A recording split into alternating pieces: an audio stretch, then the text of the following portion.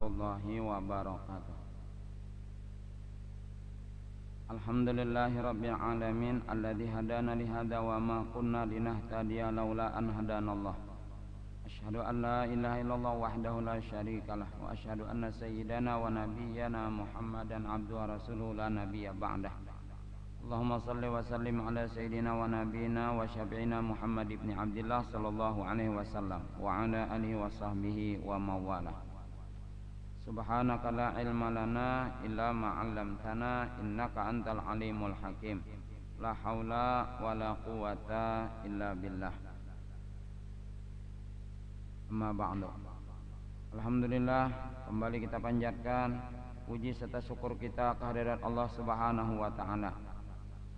Sampai detik ini kita masih disehatkan badan, dipanjangkan umur. Dan Allah Subhanahu wa taala berikan rahmat dan taufik kepada kita sehingga barusan tadi kita dapat menunaikan fardu maghrib secara berjamaah di masjid yang mulia ini untuk menambah bekal akhirat kita. Bagi yang sudah kita perbaharui i'tikaf kita, bagi yang belum mari kita mulai. Nawaitu an a'takifa fi hadzal masjid sunatan lillahi ta'ala. Aku sengaja beriktikaf di masjid ini sunat karena Allah taala. Salawat serta salam tercurah keharibaan junjungan kita, ikutan kita, suri tauladan kita, Nabi kita Muhammad sallallahu alaihi wasallam, para keluarga, para sahabat, para kerabat dan para pengikut beliau sekalian ila akhir zaman. Hadirin wal hadirat, Bapak-bapak, ibu-ibu, saudara-saudari jamaah salat maghrib dan isya rahimakumullah.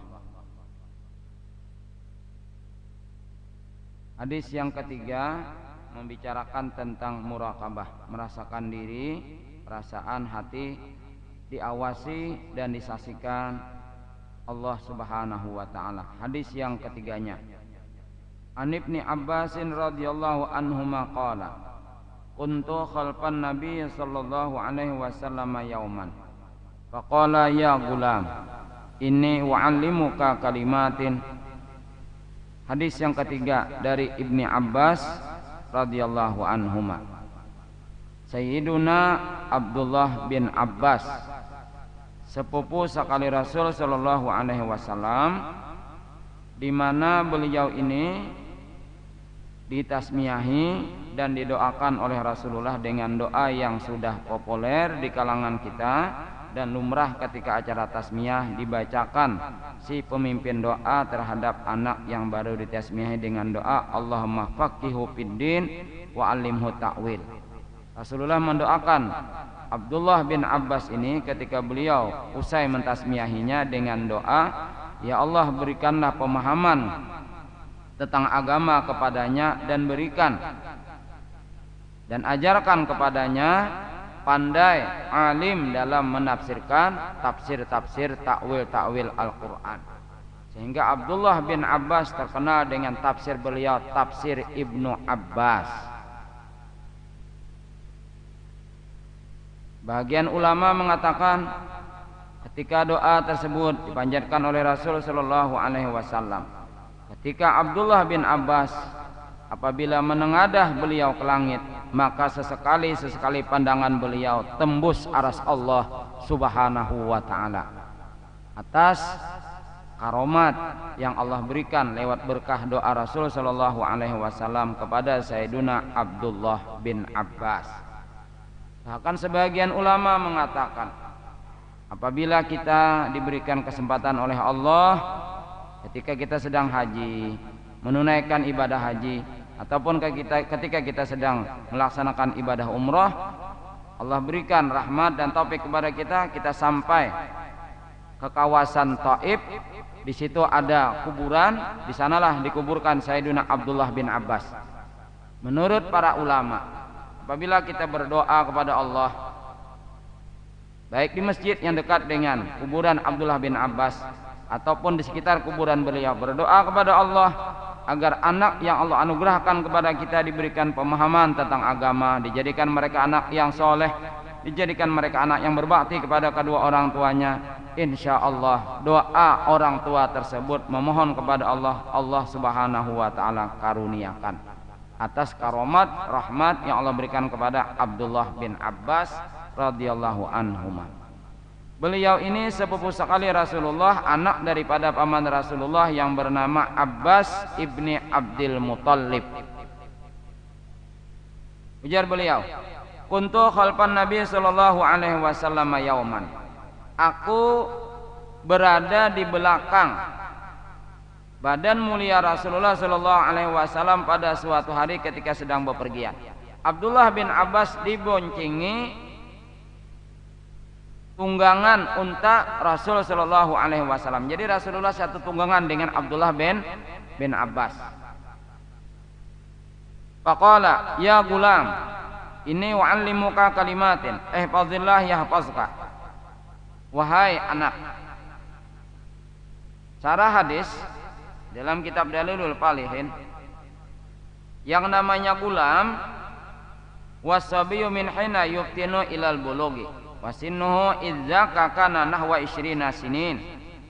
Yang artinya yang namanya gulam, anak, apabila seorang anak berhenti daripada menetes nyusuk kepada ibunya, meminum ASI ibunya, berhenti daripada minum ASI ibunya, kemudian berjalan waktu sebelum umur balik.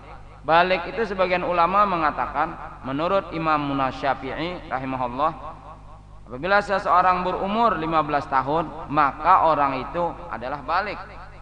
Kalau laki-laki, kalau perempuan berumur 12 tahun maka umur anak laki-laki 15 tahun, umur anak perempuan 15 tahun itu balik.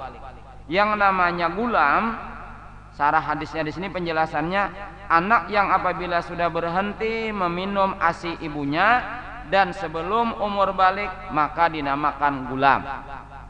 Jadi Abdullah bin Abbas waktu itu kurang lebih berumur 10 tahun, ikut boncengan dengan tunggangan Rasulullah. Beliau menunggangi unta. Abdullah bin Abbas di belakang Rasul sallallahu alaihi wasallam. Satu tunggangan dengan Rasul sallallahu alaihi wasallam. Apa kata Rasulullah? Inni u'allimuka kalimatin. Aku ajari kepadamu beberapa kalimat. Di antaranya ihfazillah yahfazka. Jagalah Allah, niscaya Allah menjagamu.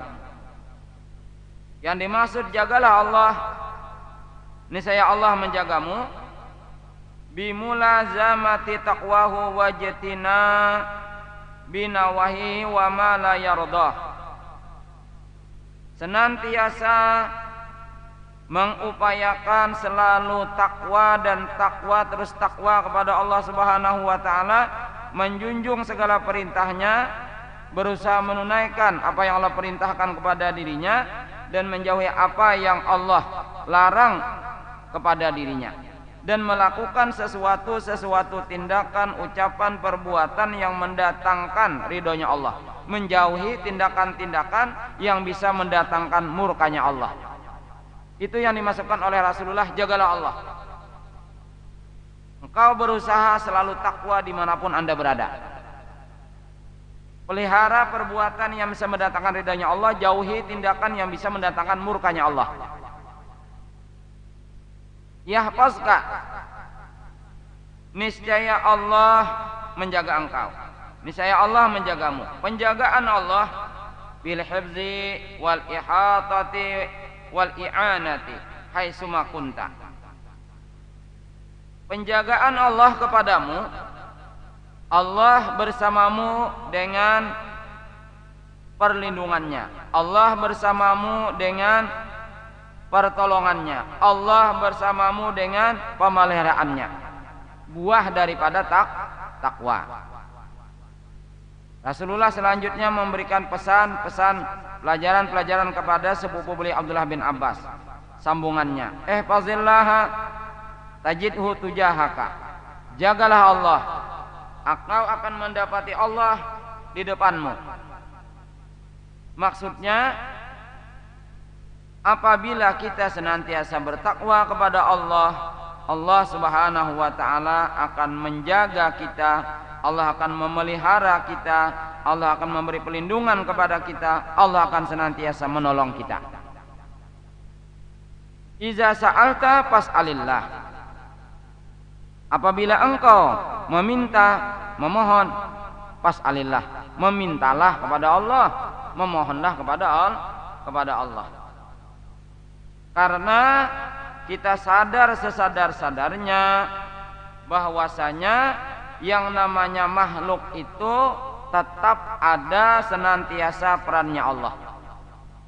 Makhluk tidak berdaya, yang punya daya kekuatan hanyalah Allah. Sebagaimana zikir yang biasa kita ungkapkan, kita baca la haula wala quwata illa billah. Tidak ada kekuatan untuk melakukan kebaikan kecuali dengan kekuatannya Allah. Tidak ada daya untuk menghindari kemaksiatan, kejahatan, kemungkaran kecuali dengan perlindungannya Allah. Si makhluk tidak bisa ketika kita jadikan sasaran untuk memenuhi keperluan kita. Tentu Allah Subhanahu wa ta'ala lah yang menentukannya. Kalau demikian, maka mintalah kepada Allah Subhanahu wa ta'ala. Wa idza sta'anta fasta'in billah. Apabila engkau memohon pertolongan, maka minta tolonglah kepada Allah. Wa'lam annal ummata law ijtama'at ala ayyan fa'uka bi syai'in lam yanfa'uka illa bi syai'in qad katabahallahu laka. Ketahuilah olehmu, ujar Rasulullah, wahai Abdullah bin Abbas, sesungguhnya sekelompok manusia, sesungguhnya umat sekelompok manusia, kalau mereka berhimpun, berkumpul untuk mendatangkan sesuatu manfaat, memberikan manfaat kepadamu, lam yampauka, senantiasa mereka walaupun berhimpun mengumpulkan segenap kemampuan kekuatan mereka untuk mendatangkan suatu kemanfaatan kebaikan kepadamu, tidaklah sanggup mereka memberikan manfaat kepadamu, melainkan illa bisya'in qad kataballahu laka, kecuali sesuatu kemanfaatan yang hendak diberikan oleh sekelompok manusia kepadamu itu Allah telah tetapkan kepadamu. Apabila Allah tidak ada ketetapannya di dalam Lauhul Mahfuznya Allah, maka sekelompok manusia walaupun segenap kemampuannya, semaksimal mungkin mereka, sekuat tenaga untuk mengumpulkan tenaga mereka agar bisa memberikan kebaikan kemanfaatan kepada kita, Allah tidak mencatat kebaikan itu kita rasakan, pastilah kebaikan kemanfaatan yang hendak mereka berikan kepada kita tidak akan sampai kepada kita.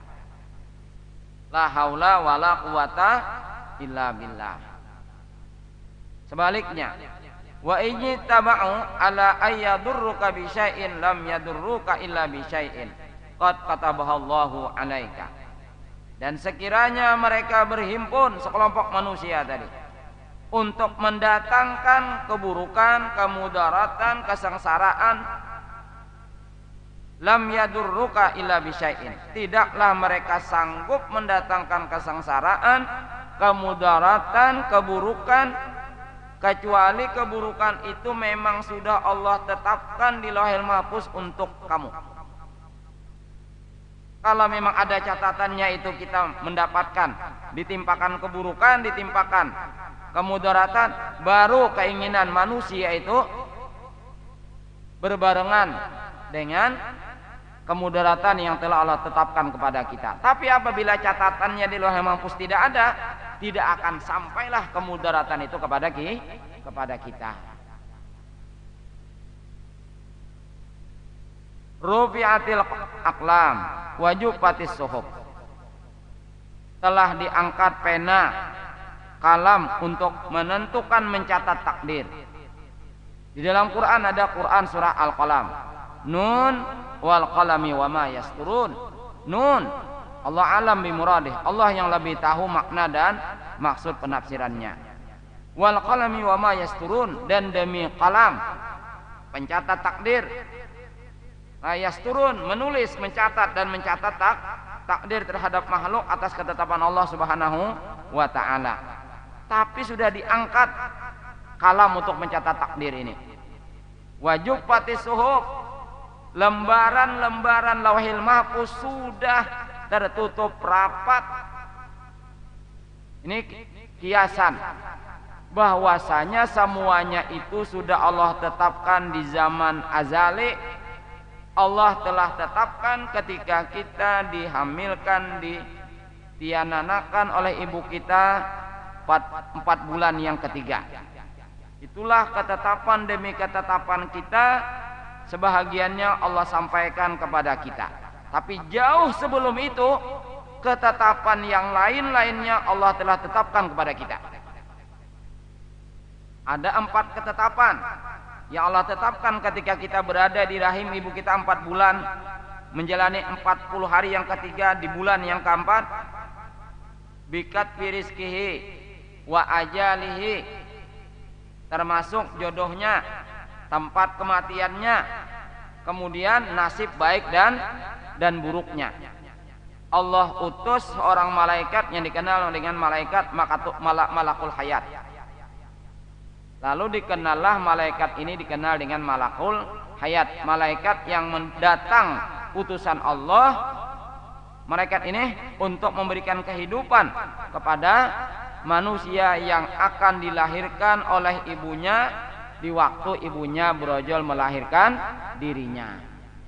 Tapi saatnya nanti sebaliknya, ketika kita sampai ajal kita, maka lawannya adalah malakul maut. Kita hendak hidup, Allah utus malaikat datang ke rahim ibu kita. Kita hendak meninggal, datang pulang malaikat yang lain yang dengan malakul maut atau malaikat Israel. Rawahu Tirmidzi wa qala hadisun hasanun sahih.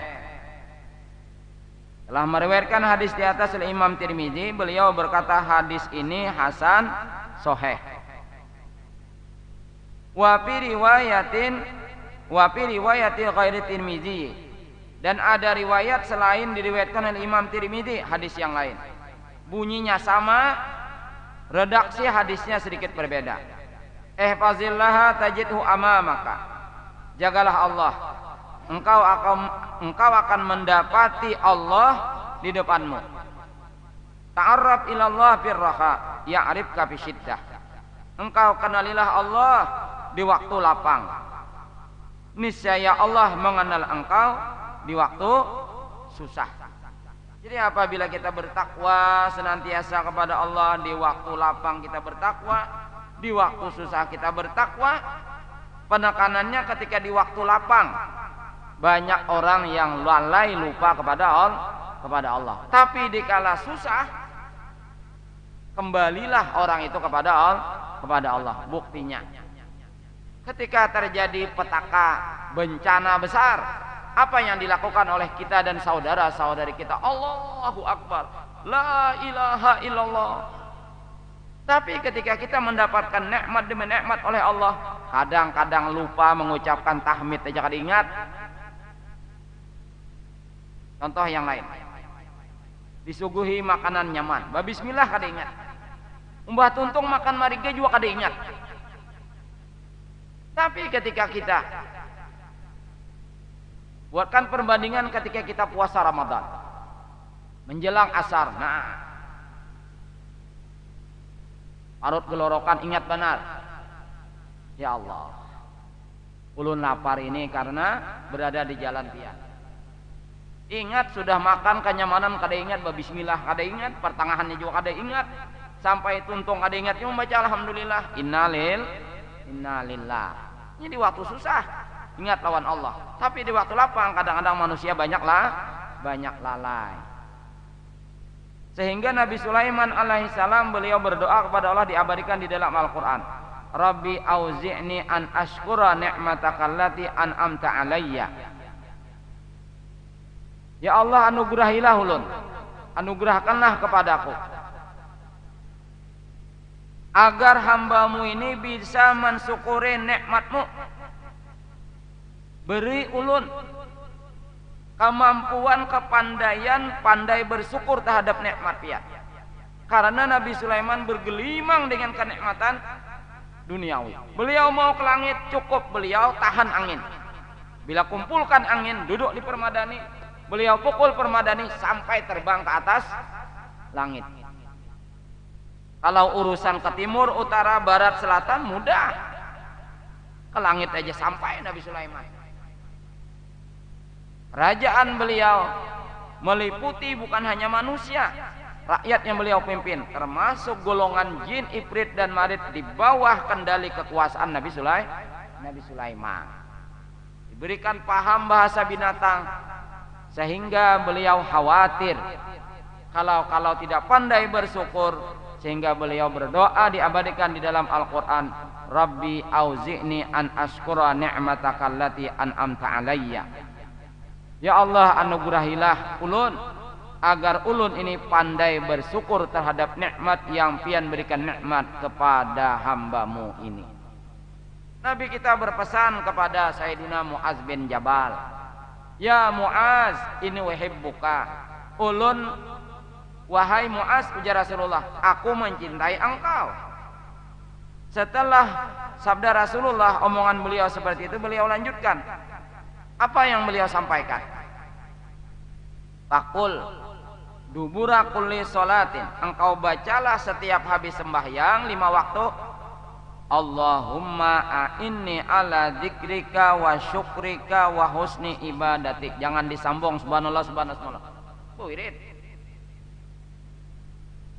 Karena Sayyidina Mu'az bin Jabal hendak diangkat Rasulullah menjadi kepala pemimpin negara Yaman waktu itu.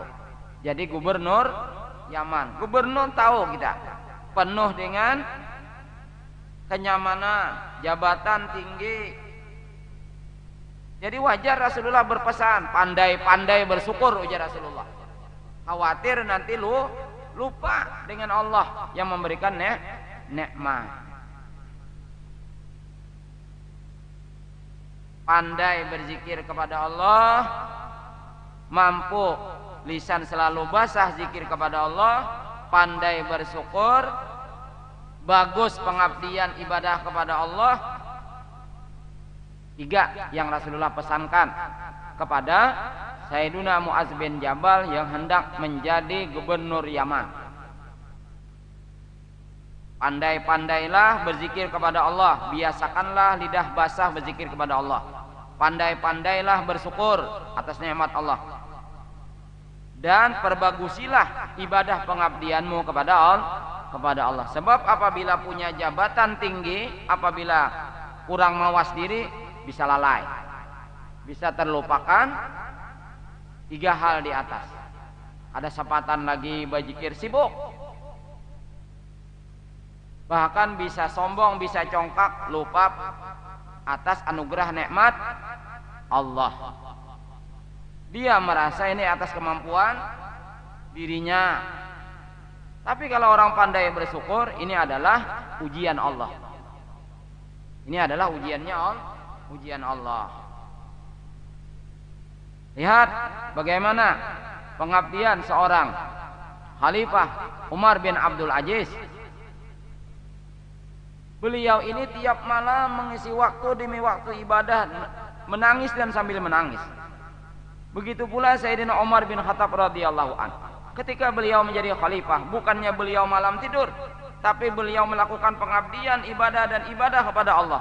Sampai riwayat mengatakan mukanya Sayyidina Umar bin Khattab, antara hidung beliau di sebelah kanan dan di sebelah kiri ada garis yang memanjang dari mata beliau sampai menjulur ke bawah di samping hidung kanan kiri beliau. Apa artinya? Karena beliau tiap malam selalu mengalirkan air mata beliau, menangis kepada Allah. Padahal beliau seorang khalifah. Sesekali beliau jalan malam. Jalan malam kan mencari sesuatu hiburan. Tapi jalan malam melakukan survei monitoring di lapangan. Adakah rakyat beliau yang tidak merasakan keadilan, kesejahteraan selama kekhalifahan yang beliau pimpin waktu itu? Nah, ada riwayat yang mengatakan beliau mendapati seorang anak perempuan yang bercengkrama dengan ibunya, nak, banyaklah nak siang tadi memeras susu dari binatang ternak kita, sedikit mae. Jeneng mama buati banyu orang ada melihat juga.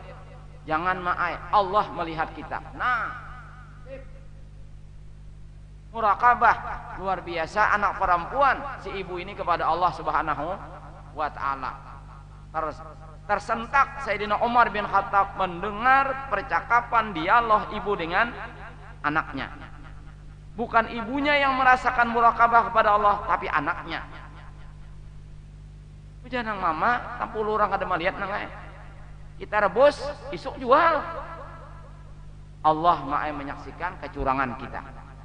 Kada jadi, alhamdulillah. Berarti kalau demikian orang maksiat itu karena hatinya sedang lalai kepada Allah Subhanahu wa taala. Tapi ketika sedang murakabah, merasakan diawasi oleh Allah Subhanahu wa taala, insyaallah hamba Allah tersebut dengan rahmat dan pertolongan Allah tidak jadi bermaksiat kepada Allah.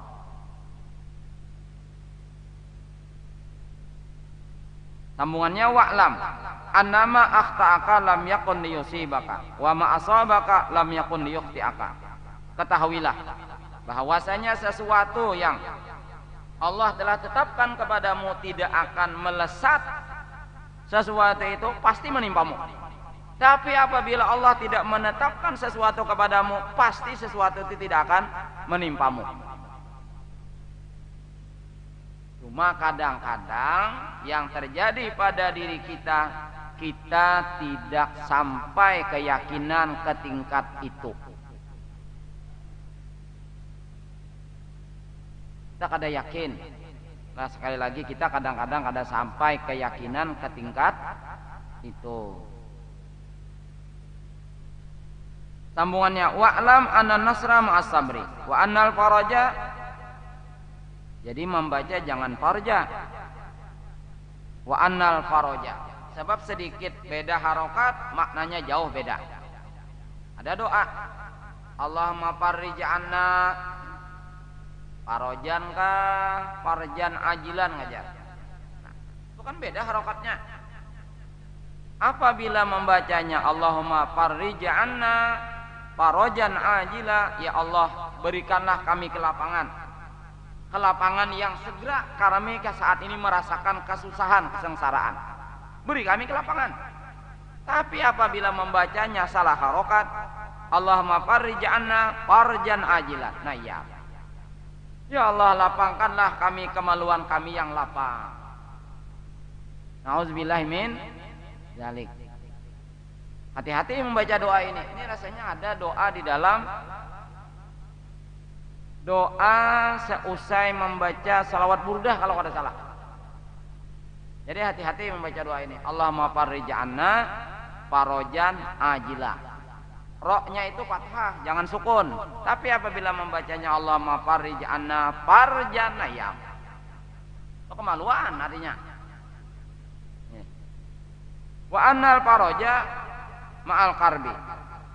Dan bahwasanya kelapangan Allah turunkan kepada hamba, tentu hamba yang bertakwa. Dikala hamba itu merasakan kesusahan. Wa anna ma'al usri yusra. Dan bahwasanya kesusahan bersamaan dengan kesusahan yang dirasakan hamba, Allah datangkan berikan kepada hamba itu kemudahan. Tapi sekali lagi hamba itu senantiasa bertakwa dan terus bertakwa kepada Allah Subhanahu wa ta'ala. Hadis yang keempat, an Anasin radhiyallahu anhu qala, innakum la ta'maluna a'malan hiya adaqu fi a'yunikum minasy sya'ri kunna na'udduha ala ahdi Rasulillah sallallahu alaihi wasallam minal mubiqati. Rawahul Bukhari wa qala al-mubiqatu al-muhlikatu. Hadis yang keempat, dari Sayyiduna Anas bin Malik radhiyallahu an telah berkata, kalau Rasul sallallahu alaihi wasallam, Rasul bersabda, dari Sayyiduna Anas bin Malik radhiyallahu an telah berkata. Jadi perkataan Sayyiduna Anas bin Malik, innakum la ta'maluna a'malan, sesungguhnya kalian melakukan sesuatu perbuatan, tindakan maksiat, dosa, tindakan kejahatan. Tindakan kejahatan, kemaksiatan, keburukan, ya adaku fi ayunikum minasya'ri. Menurut kalian tindakan kejahatan itu paling kecil, dianggap remeh, sepele di dalam pandangan mata kalian. Lebih kecil daripada sehelai rambut. Ini ujar Anas bin Malik meniru ucapan Rasul sallallahu alaihi wasallam. Kunna, sementara kami, ujar Anas bin Malik, menganggapnya tindakan yang maksiat walaupun kecil, tindakan buruk walaupun remeh, kami menjadikannya di masa Rasul sallallahu alaihi wasallam minal mubiqat, laksana tindakan-tindakan perbuatan dosanya dosa besar. Ini perbedaannya.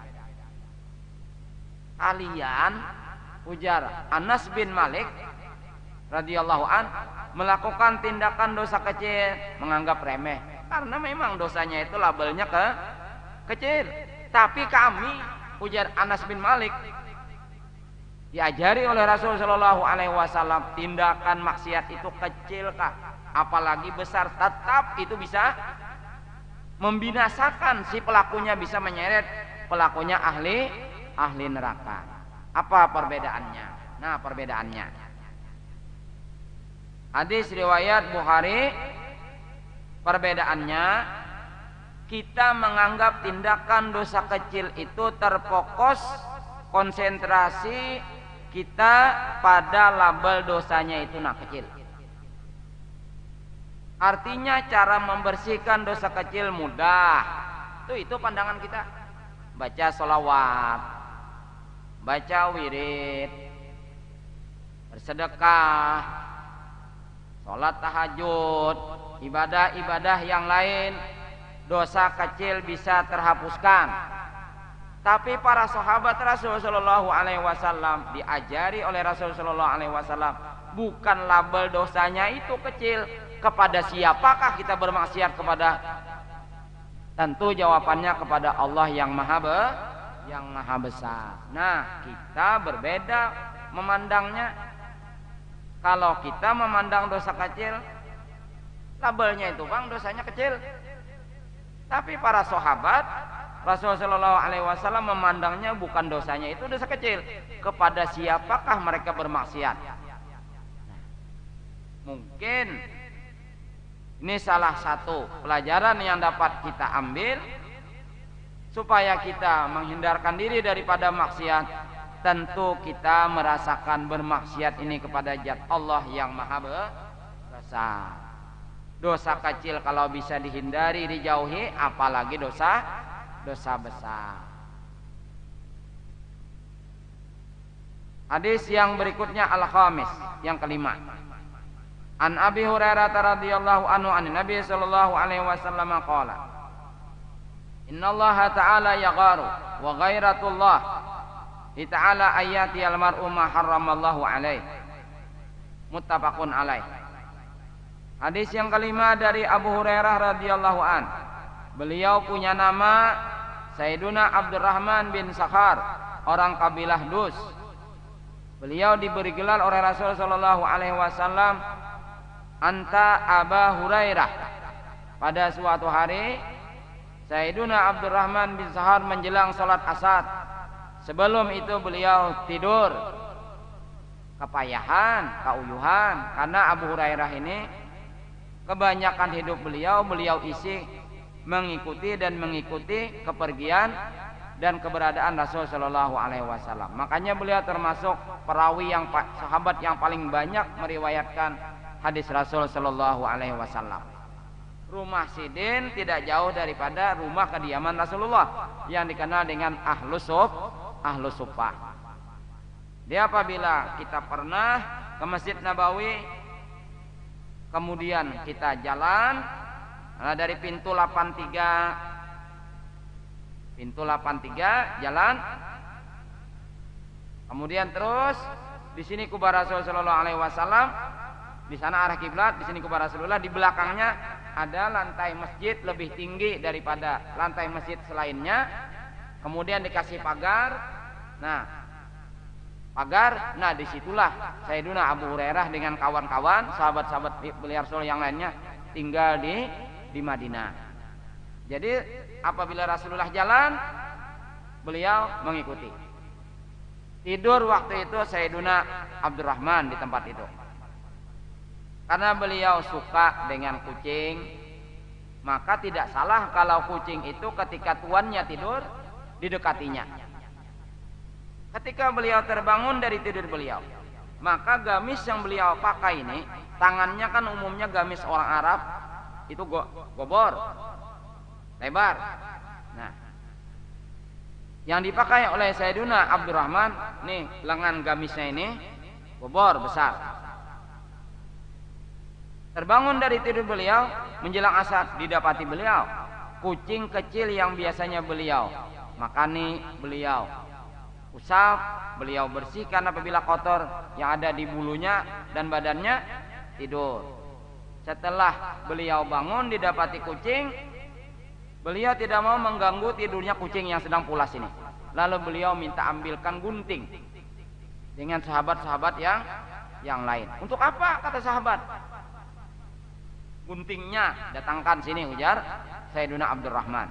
Setelah beliau pegang gunting itu, beliau coba menggunting, memotong lengan gamis beliau yang ditiduri dan menjadi alas kucing kecil tadi tidur. Potong sidik. Sembahyang asar bersama Rasul sallallahu alaihi wasallam berjamaah. Rasulullah kebiasaan beliau apabila selesai salam, beliau menghadap, kadang langsung menghadap jamaah, menghadap sahabat.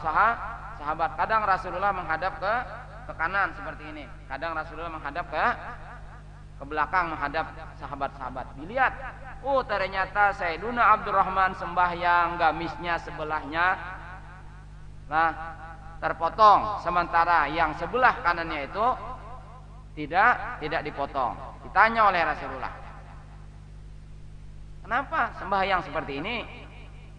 Dijawablah oleh Sayyiduna Abdurrahman, ketika ulun bangun tidur menjelang asar tadi, ulun dapati seekor anak kecil, seekor kucing yang kecil tidur, ulun potonglah lengan gamis ulun ini. Nah, dari situlah Rasulullah memberi gelar kepada Sayyidina Abdurrahman bin Sa'ad, anta Abu Hurairah, engkau adalah ayah si kucing kecil. Sampai barikit ngaran beliau, hampir terlupakan nama beliau Abdurrahman bin Sakhar.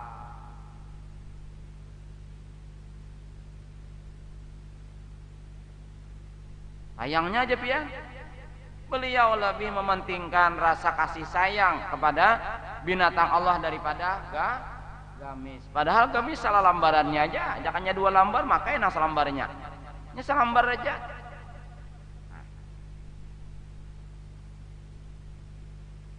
Innallaha ta'ala yagharu, sesungguhnya Allah Subhanahu wa ta'ala cemburu. Artinya ini tidak diberlakukan sebagaimana rasa cemburu suami kepada istri, cemburu istri kepada suami, cemburu pacar kepada gebetannya, gebetannya cemburu kepada pacarnya, melakukan ulah tindakan yang bisa mendatangkan rasa sakit hati, rasa cemburu. Tidak seperti itu. Maksudnya Allah itu bersifat mukhalafatuhu lil hawadis. Allah bersifat berbeda dengan makhluk yang diciptakan baru. Artinya Allah itu tidak sama seperti makhluk. Apa cemburunya Allah? Wa ghairatullahi ta'ala, cemburunya Allah, ayatil mar'u ma haramallahu alaihi, apabila seseorang itu mendatangi, mengerjakan, melakukan sesuatu yang Allah haramkan kepadanya. Nah, Bahasa kitanya Allah itu syarik apabila hamba itu melakukan kemaksiatan, melakukan tindakan yang haram.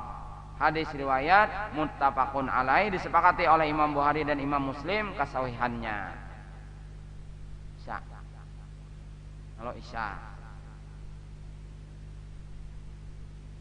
Subhanakallahumma bihamdik asyhadu an la ilaha illa anta astaghfiruka wa atubu ilaika wa sallallahu ala sayyidina Muhammadin wa ala alihi wa sahbihi wasallam.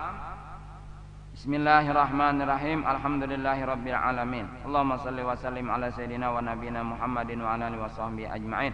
Allahumma ij'al jam'ana hadza jam'an marhuma wa tabarraqana min ba'dihi tabarrakan ma'suma. Allahumma inna nas'aluka ilman nafi'a wa rizqan thayyiban wa amalan mutaqabbala.